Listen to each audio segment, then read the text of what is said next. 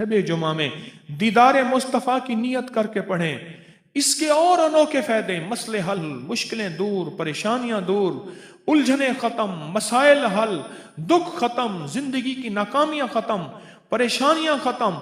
इसके और कमालात मैंने देखे हैं, खुलना शुरू हो जाते हैं।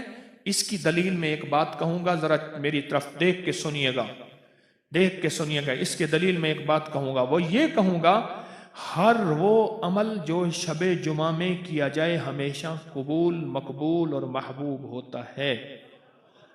इसलिए मुहद्दिसीन ने लिखा है कि कितने दीवाने लोग हैं, ये लफ्ज लिखा है, नादान लोग हैं जो शबे कदर की तलाश करते हैं, हर आने वाली शबे जुमा के शबे कदर को जाये कर बैठते हैं। साल के बाद शबे कदर की तलाश करते हैं। जरूर करनी चाहिए, मैं मना नहीं करता, हुक्म है तलाश करो, हुक्म है तलाश करो, पर हर हफ्ते शबे जुमा के नाम पे जो शबे कदर आती है इसको जाये कर बैठते हैं, इसकी कदरदानी नहीं करते, इसको जाये कर बैठते हैं, इसकी कदरदानी नहीं करते। अच्छा, नफिल है मुख्तसर। शेखुल हदीस रहमतुल्लाह ने अपनी किताब फज़ल दुरूद शरीफ में लिखा, मुख्तसर पर इसका नतीजा, इसका कमाल अखीर अखीर और अखीर है, और अखीर, और इससे दुनिया के मसले हल होना शुरू हो जाते हैं, दुनिया की जिंदगी की उलझने। मुझे एक चीज बताएं, जिसको कायनात का आखिरी जलवा अल्लाह के बाद दीदार मुस्तफ़ा नसीब हो, जिन नफिल से, उन नफिल से कायनात के छोटे मोटे दुनिया के काम, ये मसले हल हो नहीं सकते। सोचे तो सही, आखिरी हस्ती अल्लाह के बाद कौन है? सारे कहो मुहम्मदुर रसूलुल्लाह। आखिरी हस्ती, आखिरी हस्ती। 2 रकात नमाज नफिल पढ़े शबे जुमा में। शबे जुमा कहते हैं जुमेरात का दिन हो, मगरिब के बाद जो वक्त शुरू होता है, जुमेरात के दिन मगरिब डूबने के बाद जो वक्त शुरू होता है उसे क्या कहते हैं? शबे जुमा। जुमेरात के दिन मगरिब के बाद डूबने के बाद जो वक्त शुरू होता है उसे शब। ये हजरत अली कर्रमल्लाहु वजहू की रिवायत है, एक किताब में है, दूसरी किताब में, तीसरी किताब में।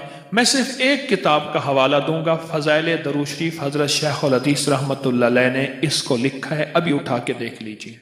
मैं सिर्फ एक किताब का हवाला इन 2 नफिल के लिए दे रहा हूं। फज़ाइल दुरूद शरीफ तो जानते हैं ना, हजरत शेखुल हदीस रहमतुल्लाह अलैह ने इस एक किताब का हवाला आपको दे रहा हूं, और कई किताबों में मुख्तलिफ रिवायात से ये 2 नफिल के कमालात और फजाइल और फवायद मौजूद हैं।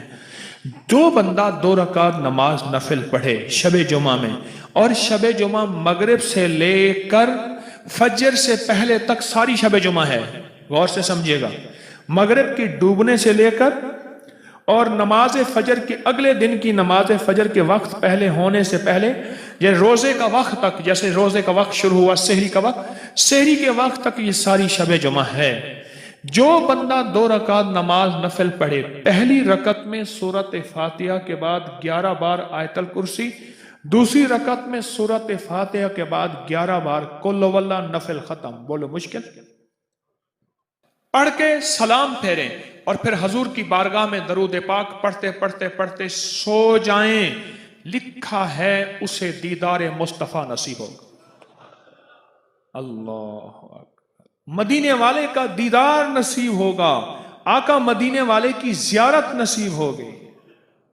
इतना जबरदस्त। और मैंने जिसको बताया, किसी को जल्दी किसी को देर से, कोई फर्द आज तक शायद होगा, मैं दावा नहीं कर सकता, कि जिसने ये अमल मुतवातिर यकीन और एतमाद और एतकाद के साथ, आखिर शेखुल हदीस ने अपनी किताब फज़ाइल दुरूद शरीफ में ऐसे नहीं लिखा, आज जाके देखिएगा, ऐसे नहीं लिखा। और कई किताबों में हवाले हैं, चूंकि ये किताब मशहूर आम है इसलिए इसका हवाला दे रहा। लिखा ऐसे नहीं है।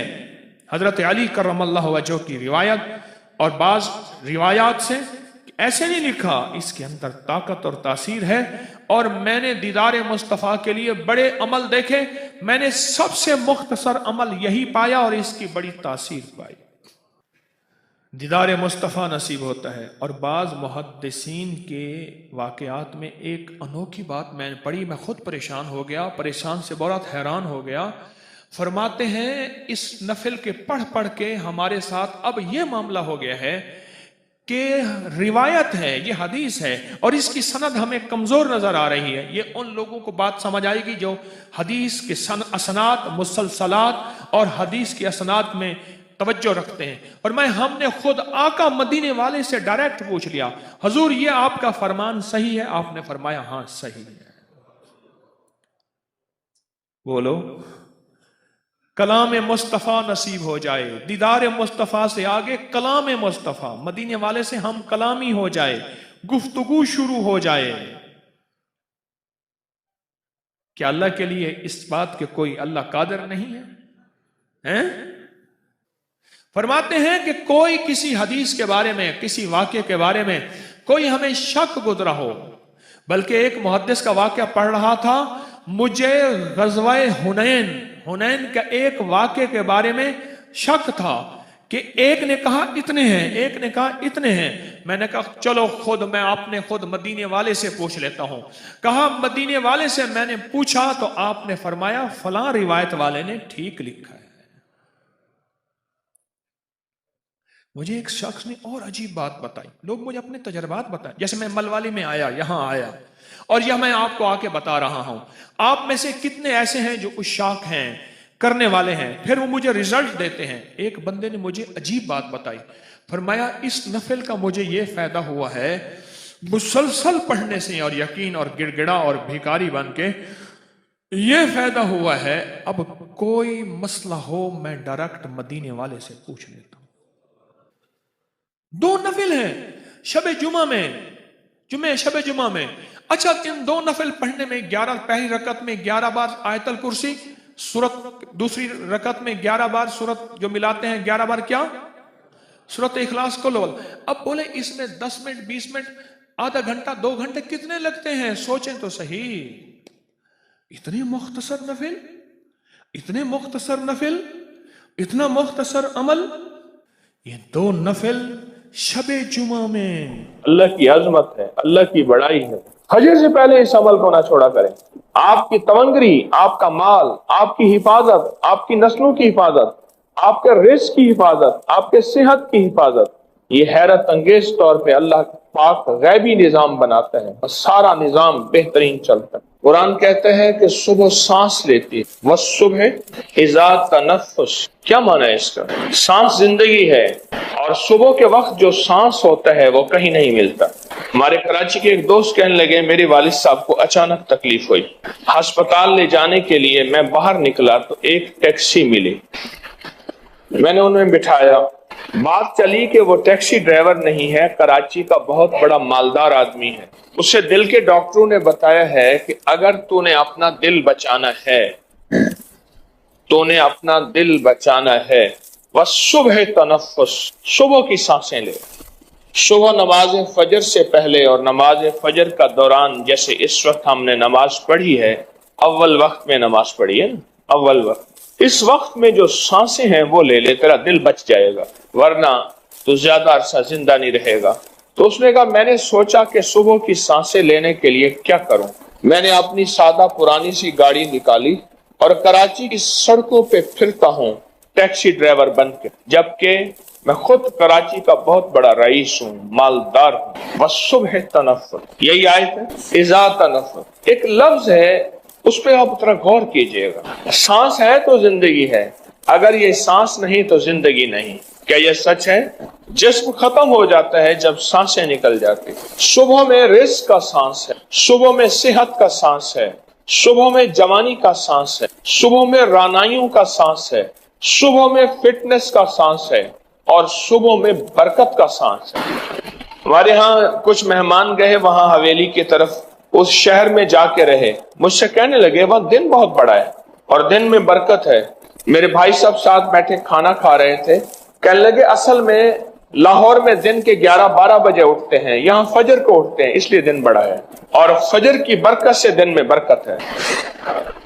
فجر وہ وقت ہے جب رزق تقسیم ہوتا ہے، اور تسبیح خانے نے تو کمال کر دیا، میرے اوپر بھی آپ کے اوپر بھی، کہ فجر کی دعائیں پڑھائیں حیرت انگیز، فجر سے پہلے دعائیں پڑھی لاجواب، فجر سے پہلے دعائیں پڑھی آیت الکرسی۔ ایک صاحب مجھ سے کہنے لگے، یہ پروگرام میں انہوں نے ایک بات بتائی اور ویسے بھی کئی لوگوں نے بتایا اور میں نے آپ کو بارہا بتایا، جو رزق کی تونگری چاہتا ہے، رزق مال چاہتا ہے، جو رزق اور مال چاہتا ہے اور مال بھی بے بہا چاہتا ہے اور چاہتا بھی حلال ہے، یہ شرط ہے، حلال طیب طاہر، اور وہ کریم شہنشاہ اس بات پہ قادر ہے، دے تو حلال دے، تو وہ فجر سے پہلے آیت الکرسی پڑھے چند بار، نماز کی طرف جاتے ہوئے۔ آپ کا تسبیح خانہ نماز کی طرف جانا ہے، نماز کی طرف جاتے ہوئے چند بار آیت الکرسی پڑھے۔ مجھے کہنے لگے کہ رب نے میرے لیے برکت، وسعت، تونگری، دولت، عزت، مال کے حیرت انگیز دروازے کھولے اور بہت باکمال دروازے کھولے، رب نے میرے لیے برکت اور وسعت کے دروازے کھولے ہیں اس آیت الکرسی کی وجہ سے۔ اس میں ایک راز بتاتا ہوں، غور سے سمجھے گا۔ رات بھی آپ مجھے کہہ رہے تھے کہ ہمیں راز بتایا کریں، میں نے کہا جب سوتے ہو مجھے دکھ ہوتا ہے، پھر بات مختصر کر کے چلا جاتا ہے۔ رات کو آفات اور بلائیں اترتی ہیں، غور سے نکتہ سنیے گا، آیت الکرسی کا راز سنیے گا۔ کوئی بھی عمل کر رہے ہیں، بیکار نہیں کر رہے آپ، افاسبتم انما خلقناکم عبثا، تم سمجھتے ہو کہ ہم نے تمہیں بیکار پیدا کر دیا؟ رات کو رحمتیں اترتی ہیں، آفات اترتی ہیں، آفات کا کچھ حصہ فجر تک رہتا ہے، رحمتوں کا حصہ فجر تک رہتا ہے۔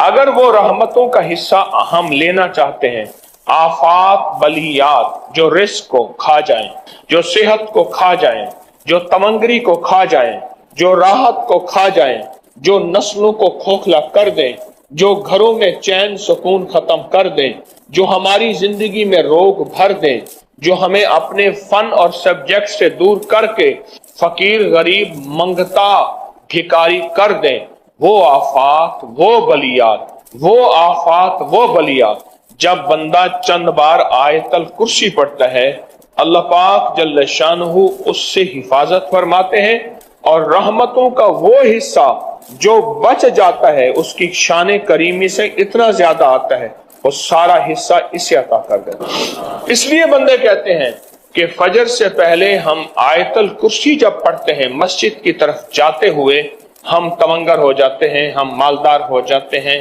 ہم سخی بن جاتے ہیں، ہمارے لیے رزق وسعت کے دروازے کھل جاتے ہیں، برکت اور عافیت کے دروازے کھل جاتے ہیں۔ اس لیے کہتے ہیں صبح ایک سانس لیتی ہے، اور سانس زندگی ہے، سانس کے بغیر زندگی نہیں، وہ سانس رزق ہے، صحت کا ہے، برکت کا ہے، رحمت کا ہے، راحت کا ہے، عافیت کا ہے، اور اس میں آپ آیت الکرسی پڑھ لیتے ہیں، اور آیت الکرسی پڑھنے سے وہ طوفان، وہ بلائیں، وہ آفات، وہ بلیات، وہ پریشانیاں، وہ مسائل، وہ مشکلات اللہ کے نام کی برکت سے ٹل جاتی ہیں۔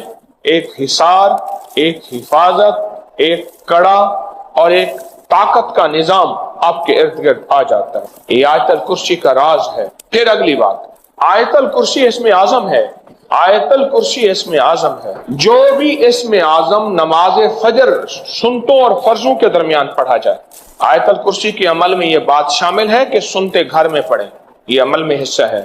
آپ چونکہ تسبیح خانے میں ہیں، آپ کے یہ دونوں عمل قبول ہیں، سنتیں پڑھ کے گھر میں اور چلتے ہوئے آپ آیت الکرسی پڑھیں۔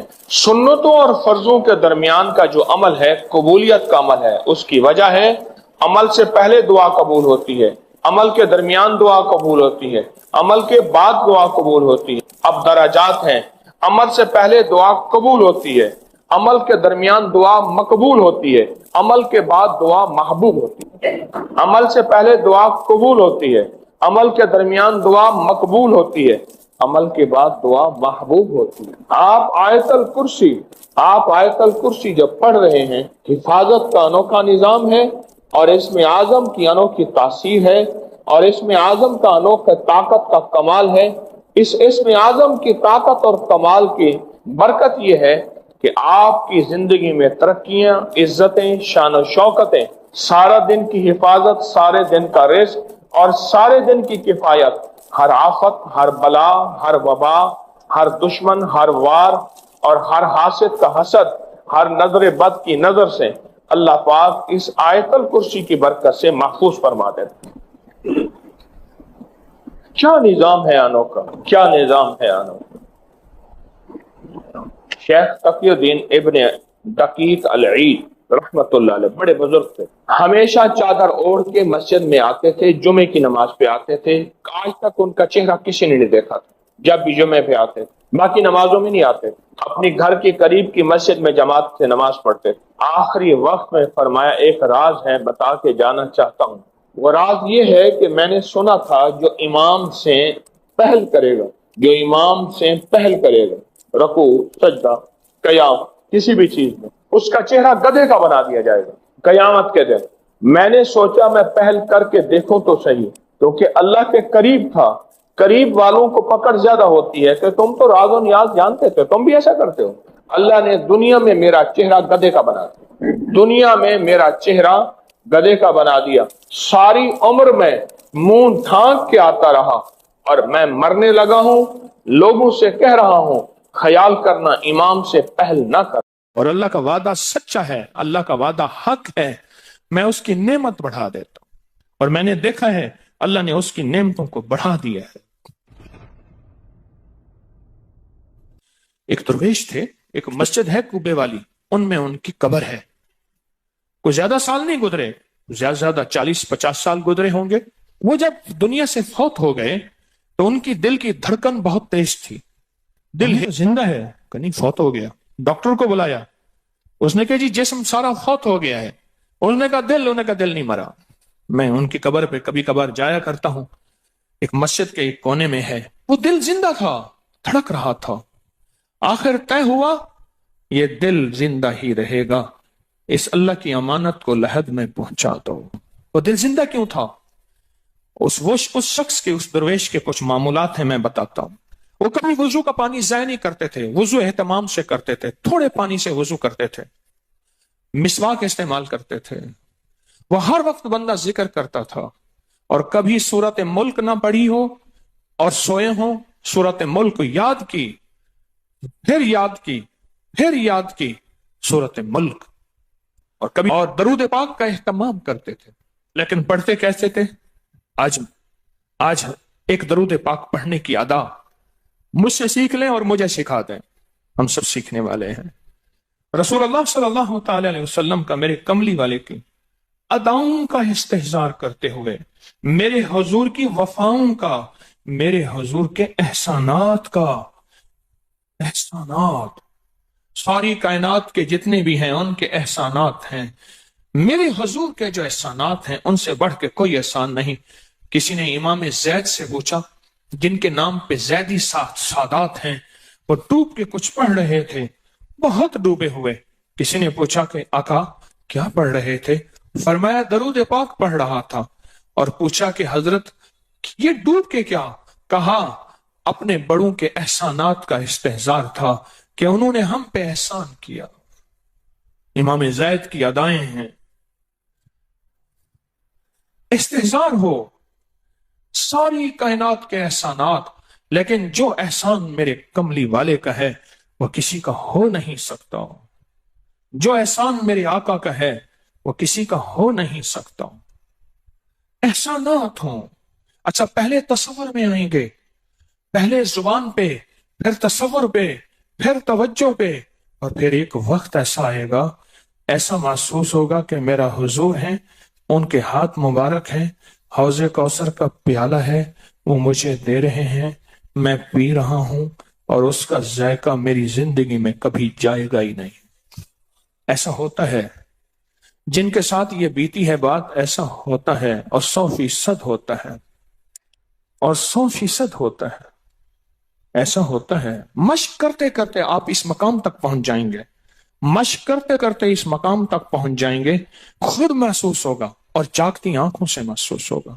اور مشق کرنی ہے حضور کے احسانات کو سامنے رکھ کے، ایک تصویر تو درود پاک پڑھ لیا کریں زندگی میں، روز ایک، چاہے زندگی یعنی دن میں کسی وقت بھی صبح شام پڑھ لیں بہتر ہے، ورنہ ایک تصویر ایسی جس میں حضور کے احسانات ہوں کہ یا رسول اللہ آپ کی برکت سے آج میری پیشانی سجدوں میں ہے. یا رسول اللہ آپ کی برکت سے آج میں آپ سے مانگنے والا، آپ کے رب سے مانگنے والا ہوں اور اس کے غیر سے مانگنے والا نہیں ہوں. یا رسول اللہ آپ کی برکت سے میں قرآن کا حامل ہوں، سجدوں کا حامل ہوں، نماز کا حامل ہوں، اور آپ کی برکت سے یہ ملا مجھے نیکیاں، یہ عبادتیں، یہ سعادتیں، یہ راحتیں، یہ رحمتیں، یہ برکتیں، یہ خیریں ملی یا رسول اللہ آپ کی برکت سے. ایک تصویر ایسی ہو جس میں میرے آقا کے احسانات کا سخت ترین تصور ہو، سخت ترین خیال ہو اور سخت ترین استحصار. ایک تصویر ایسی ہو. اچھا، پہلے یہ تصور میں بات آئے گی، پھر تصور بڑھتا چلا جائے گا، پھر یہ تصور ترقی کی راہیں اختیار کرے گا، پھر یہ ترقی اور آگے بڑھے گی. بڑھتے بڑھتے ایک وقت ایسا آئے گا کہ احساس ہوگا کہ حضور سامنے تشریف فرما ہے اور میں آقا کے قدموں میں بیٹھا ہوں. آنکھوں سے، جاگتی آنکھوں سے جلوے نظر آئیں گے، جاگتی آنکھوں سے نقشے نظر آئیں گے، جاگتی آنکھوں سے دیدار مصطفیٰ نصیب. کئی درویش تھے، کئیوں نے کہا ہمارے لاہور میں شادرہ ہے، وہاں ایک صاحب تھے، کسی درویش کے پاس گئے، اس نے کہا جی مجھے حضور کا دیدار کرا دے. فرمایا آنکھیں بند کر. آنکھیں بند کر کے تو اس دم اس کی جھٹکے سے آنکھیں کھولی. کہا اللہ کی قسم میں نے حضور کا دیدار کر لیا. جاگتی آنکھوں سے آپ آج فیصلہ کریں، ایک تسبیح درود پاک کی پڑھیں، صبح شام پڑھیں، 12 تسبیحاں پڑھیں، 16 پڑھیں، 100 پڑھیں، 1000 پڑھیں، لاکھ پڑھیں روزانہ، لیکن ایک تسبیح ایسی ہو جس میں حضور کے احسانات، حضور کی شفقتیں امت پہ، حضور کی محبتیں امت پہ، میری کملی والے کی عطائیں، شفقتیں، مہربانیاں، کمالات، احسانات، اس کا تصور کرتے ہوئے پڑھیں. پہلے تصور نہیں جمے گا، پھر آہستہ آہستہ یہ تصور توجہ میں تبدیل ہوگا، تصور توجہ میں تبدیل ہوگا، پھر یہ توجہ دھیان بن جائے گا، پھر دھیان اعتقاد بن جائے گا، ایقان کہتے ہیں جسے، پھر ایقان یقین کی شکل اختیار کرے گا.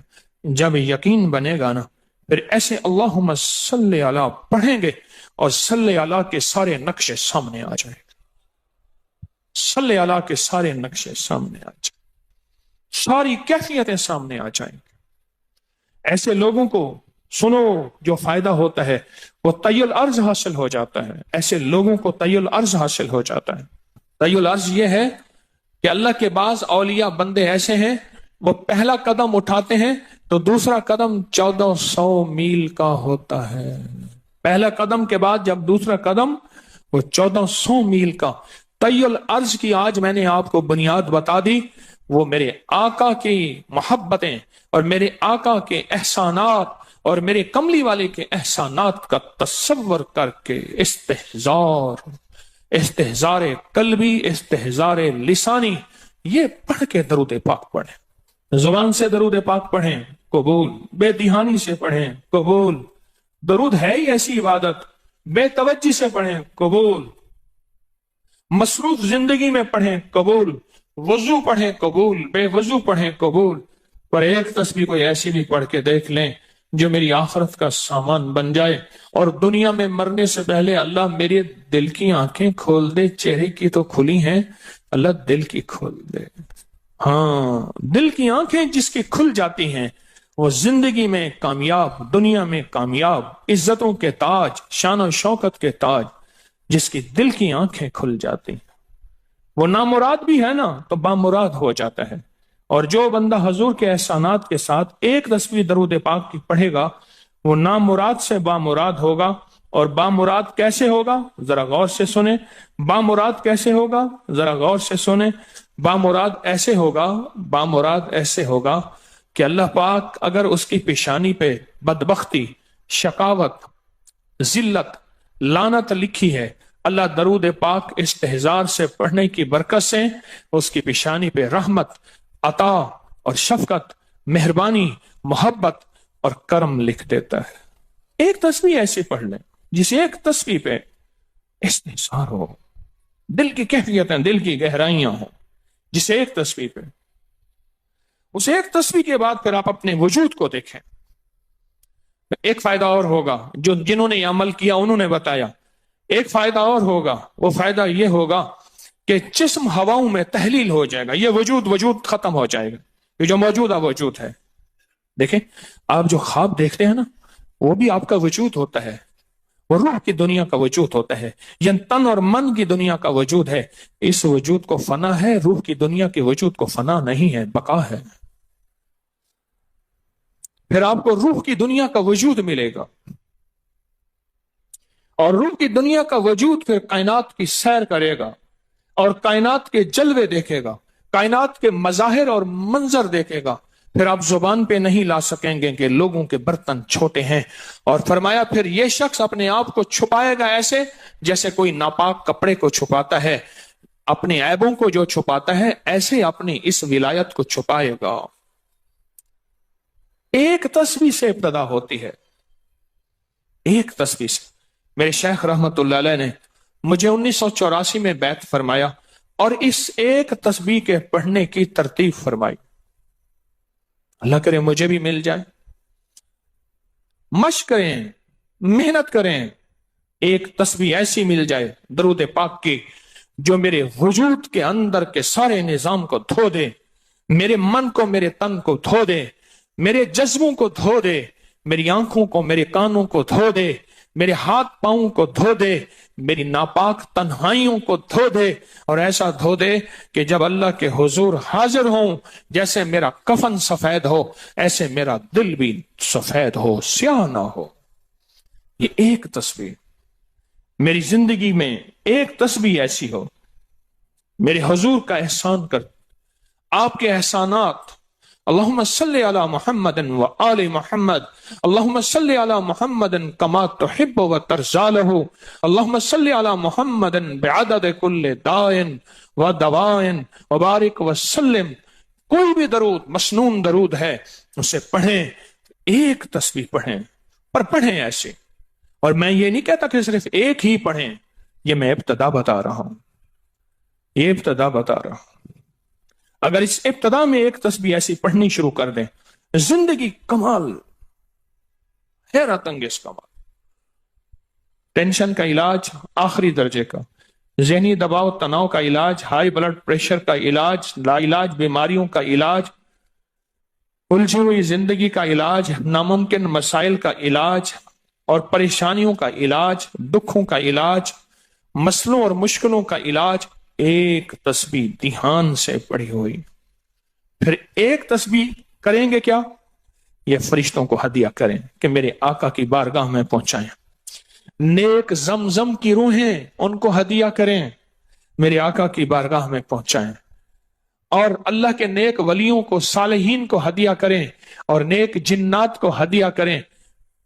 ہاں یہ ایک تسبیح ہدیہ کریں. فرمایا کتابوں میں ہے جتنی بھی نیک روحیں ہیں اس دنیا میں، کائنات میں جہاں بھی وہ بندہ فوت ہوتا ہے، ہر نیک روح، جنتی روح زمزم کے کنویں میں اس کا قیام ہے، اس کا مسکن، اس کا قیام زمزم کے کنویں میں ہے. اور جتنی بھی بدکار روحیں ہیں وہ دنیا میں جہاں بھی مرے، ان کا قیام برہوت ایک کنواں ہے جو یمن میں ہے، اس کنویں میں ان کا قیام ہے. حضرت شیخ الحدیث نے اپنی کتاب میں لکھا رحمت اللہ علیہ نے، فرمایا کہ ایک شخص تھا امانتیں رکھتا تھا، لوگ امانتیں اس کے پاس رکھتے تھے. ایک شخص امانت رکھ کے اس کے پاس سفر میں گیا، عرصے کے بعد آیا تو وہ فوت ہو گیا تھا. بیٹا امانت دینے سے انکاری تھا، پریشان ہوا، مکہ کے درویشوں کے پاس گیا کہ کیا کروں. فرمایا رات کے آخری پہر میں زمزم کے کنویں پہ جا اور آواز دے اس شخص کو جو امانتیں رکھتا تھا، تجھے پہلی آواز میں جواب دے گا اور تجھے بتائے گا کہ تیری امانت کہاں ہے. رات کے آخری پہر میں گیا، سلام کیا، اس شخص کو آواز دی، آواز نہ آئی، پھر آواز دی، جواب نہ آیا، پھر 3 بار، آخر واپس آیا. صبح درویشوں کے پاس پھر گیا، کہنے لگے ان للہ و انا الیہ راجعون. لگتا ایسے ہے کہ وہ زمزم کے کنویں کی روح نہیں ہے، لگتا ہے کسی خطا کی وجہ سے کسی پکڑ میں ہے. جاؤ یمن میں برہوت کے کنویں پہ، وہاں جا کے آواز دو. وہ پھر سفر کرتے ہوئے برہوت کے کنویں میں گیا. رات کے آخری پہر میں آواز دی تو پہلی آواز میں جواب ملا تیری امانت موجود ہے اور وہ تیری امانت فلاں جگہ پڑی ہے، اس کو کھود کے نکال لے۔ اور پوچھا آپ یہاں کیسے؟ کہا کہ بس کوئی عمل ایسا ہو گیا تھا جس عمل کی وجہ سے میں اس وقت بدکار روحوں کے ساتھ ہوں۔ جتنے بھی نیک روحیں ہیں پوری کائنات میں، ازل سے لے کر ابد تک، آخری دم تک، آدم سے لے کر آخری دم تک، جتنی بھی نیک روحیں ہیں وہ ساری نیک روحیں زمزم میں رہتی ہیں۔ جو درود پاک پڑھیں، جو نفلی عبادات پڑھیں، جو تسبیحات پڑھیں، جو ذکر کریں، جو ہدیہ صدقہ کریں، وہ کیا کریں؟ ساری فرشتوں کو پہلے ہدیہ کر دیں، فرشتوں کو ہدیہ کر دیں۔ ان میں وہ فرشتے بھی موجود ہوں گے جو میرے حضور کے روزے پہ جائیں گے۔ صبح فجر کے بعد فرشتے جاتے ہیں، فجر سے لے کر عصر تک فرشتے درود و سلام میرے حضور کے روزے پہ پڑھتے ہیں۔ پھر ڈیوٹیاں تبدیل ہوتی ہیں، پھر عصر سے لے کر فجر تک اور فرشتے آتے ہیں، اور یہاں تک روایات میں آتا ہے کہ جو آج فرشتوں کی ذمہ داری لگی ہے، خدمت لگی ہے، پھر وہ قیامت تک ان کی خدمت پھر نہیں آئے گی اور وہ پچھتاتے رہیں گے۔ اتنے فرشتے اللہ نے بنائے ہیں۔ جو بھی درود پاک پڑھیں اور اس کے علاوہ عبادات جتنی بھی کریں، وہ ساری عبادات فرشتوں کو ہدیہ کریں، وہ ساری عبادات نیک روحوں کو ہدیہ کریں جو زمزم کے کنویں میں رہتی ہیں، اور ساری عبادات فرشتوں کو، روحوں کو اور جنات کو ہدیہ کریں، اور ان سے کہیں کہ اللہ سے دعا کریں اللہ میرے یہ کام بنا دے۔ پھر کام بنتے دیکھیں، پھر مسائل حل ہوتے دیکھیں، پھر ناکامیاں ختم ہوتے دیکھیں، پھر حالات کو انشاءاللہ سنورتا دیکھیں۔ بہت میں نے طاقتور وظیفہ، بہت طاقتور عمل اور بہت طاقتور ایک کنجی اور ایک راز دے دیا آپ کو۔ بہت عجب عمل ہے، بہت طاقتور اور بہت حیرت انگیز عمل ہے، جو میرا نہیں، صدیوں سے آزمودہ ہے۔ اللہ کے دوست اس کو کرتے چلے آئے ہیں، اور اللہ کے دوستوں کا آزمودہ عمل ہے بہت زیادہ۔ پر ایک تسبیح ایسی ہو جو توجہ سے، جو احسانات کا تصور کر کے، جو میرے کملی والے کے احسانات کا تصور کر کے احسانات کا تصور کر کے، ایک تسبیح ایسی ہو ڈوب کے، یا اللہ دنیا میں ایسی جگہ کوئی کہیں ہوتی، یا اللہ دنیا میں ایسی جگہ کوئی کہیں ہوتی، اکیلے بیٹھے رہتے یاد تیری دل نشیں ہوتی۔ کوئی ایسی جگہ ڈھونڈ لیں، نہیں ملتی، کوئی ضروری نہیں اپنے دل کو تنہائیوں میں لے ہیں۔ وہ کیسے؟ دنیا کے مشغلوں میں ہم باخدا رہے، دنیا کے مشغلوں میں ہم باخدا رہے، سب کے ساتھ رہتے ہوئے سب سے جدا رہے، سب کے ساتھ رہتے ہوئے سب سے جدا رہے۔ کوئی لمحہ ایسا اپنے آپ کو تنہا کر لیں، کوئی لمحہ ایسا اپنے آپ کو فارغ کر لیں، کوئی لمحہ ایسا اپنے آپ کو تنہائی میں بٹھا کے نا ایک تسبیح درود پاک کی، اور تسبیح نہیں ہے یہ انگلیوں کے نشان تسبیحیں ہیں۔ یہ پھر تسبیح بھی جہاں گواہی دے گی وہاں قیامت کے دن یہ انگلیاں بھی گواہی دیں گی۔ پھر یہ تسبیح ہدیہ کریں، رشتے ٹوٹ پڑتے ہیں اس درود پاک کے ہدیے پہ۔ کیوں؟ ان کی غذا ہی نور ہے اور درود نور ہے، ان کی غذا ہی نور ہے اور درود نور ہے، ان کی غذا ہی یہی برکت ہے اور درود برکت ہے، ان کی غذا ہی خوشبو ہے اور درود خوشبو ہے، ان کی غذا بھی یہی ہے۔ ایک تسبیح ایسی ہو جس پہ آپ دیوانے ہو جائیں۔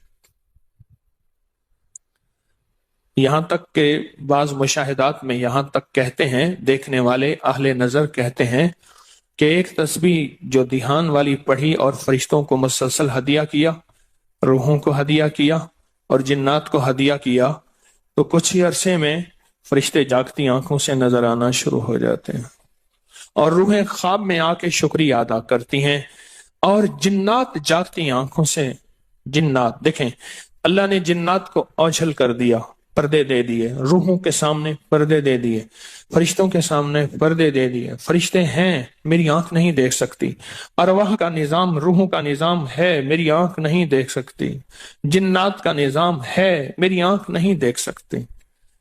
اللہ پاک پھر پردے ہٹا دیتے ہیں، رخ سے پردے ہٹے، رخ سے پردے ہٹے، طور جلنے لگا، میرے ساقی کا مجھ پہ کرم ہو گیا، میرے ساقی کا مجھ پہ کرم ہو گیا۔ یہ ایک تصویر آج کا سبق ہے، کملی والے کی محبتوں کا سبق ہے، ایک تصویر۔ درود پاک وہ عبادت ہے جس عبادت کے کرنے والا کبھی محروم نہیں رہتا، اس عبادت کو پڑھنے والا کبھی محروم نہیں رہتا۔